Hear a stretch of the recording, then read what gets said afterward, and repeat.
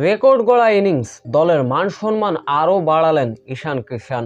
Match জয়ের পরে বোমা ফাটিয়ে যা বলেছিলেন প্রতিপক্ষকে। বিস্তারিত জানতে ভিডিওটি না টেনে সম্পূর্ণ দেখার অনুরোধ রইল।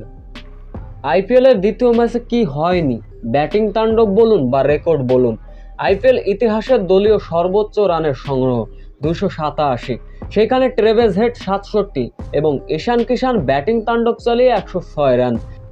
এই বড় লক্ষ্য অবশ্য তাড়া করতে নেমে শুরুতে ধস নেমে গিয়েছিল রাজস্থান রয়্যালসের।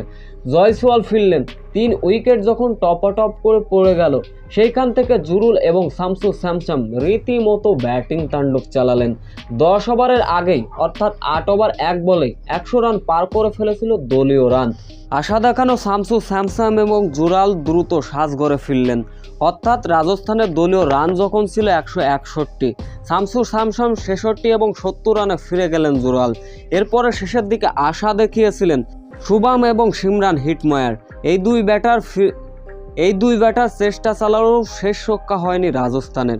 দলীয় রান পার করতে পেরেছিল 6 উইকেট হারিয়ে 242 রান। এরপরে ম্যাচ জয়ের পরে ম্যান অব দ্য ম্যাচ নির্বাচিত হয়েছিলেন ঈশান কিষান। দুর্দান্ত মূলত এদিন সেঞ্চুরি তুলে নিয়েছিলেন এবারের আইপিএলে। প্রতিপক্ষকে হুমকি দিয়ে তিনি অবশ্য বলেন, এই জয়টাই আমরা স্বাভাবিকভাবে ধরে রাখার জন্য চেষ্টা করব।